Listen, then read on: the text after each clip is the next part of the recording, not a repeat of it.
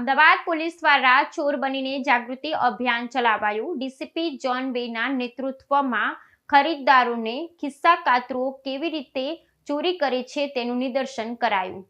અમદાવાદ શહેરમાં દીપાવલીના તહેવાર નિમિત્તે બજારોમાં વધતી ભીડનો લાભ લઈને સક્રિય થતા ગઠિયાઓ અને ખિસ્સા કાતરુઓથી નાગરિકોને સચેત કરવા માટે પોલીસે એક અનોખું જાગૃતિ અભિયાન ચલાવ્યું હતું। પોલીસ ઉપ આયુક્તના નેતૃત્વ હેઠળ પોલીસ કર્મચારીઓએ ખુદ ખિસ્સા કાતરુનું રૂપ ધારણ કરી ખરીદી કરી રહેલા લોકોને ચોરી કેવી રીતે થાય છે તેનું જીવંત નિદર્શન કરાવ્યું હતું। આ અસામાન્ય અભિયાનનો મુખ્ય હેતુ લોકોને પોતાની કિંમતી વસ્તુઓ સુરક્ષિત રાખવા માટે જાગૃત કરવાનો હતો, જેથી તેઓ તહેવારની મોસમમાં કોઈપણ ચિંતા વગર ઉત્સવનો આનંદ માણી શકે।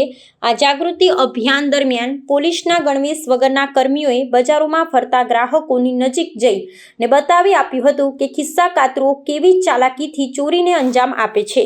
પોલીસ દ્વારા આ પ્રયોગમાં સફળતાપૂર્વક ચોરી કરવામાં આવેલી વસ્તુઓ ફરીથી તેના માલિકોને પરત કરવામાં આવી હતી। આનાથી લોકોને અનુભવ થયો હતો કે તેઓ ભીડમાં કેટલી બેદરકારી રાખી રહ્યા છે અને અજાણ્યા લોકોની હિલચાલ પ્રત્યે કેટલો અસાવધ રહે છે।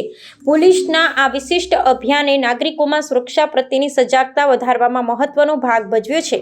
તંત્ર દ્વારા લોકોને અનુરોધ કરવામાં આવ્યો છે કે તેઓ ભીડવાળી જગ્યાઓમાં સતત તકેદારી રાખે, પોતાના સામાનનું ધ્યાન રાખે, કોઈપણ શંકાસ્પદ વ્યક્તિ કે ગતિવિધિ જણાય તો તાત્કાલિક પોલીસને જાણ કરે। અમદાવાદ પોલીસે તહેવારોની સિઝનમાં શહેરીજનોની સુરક્ષા અને સલામતી જાળવવા માટે પ્રતિબદ્ધતા વ્યક્ત કરી છે।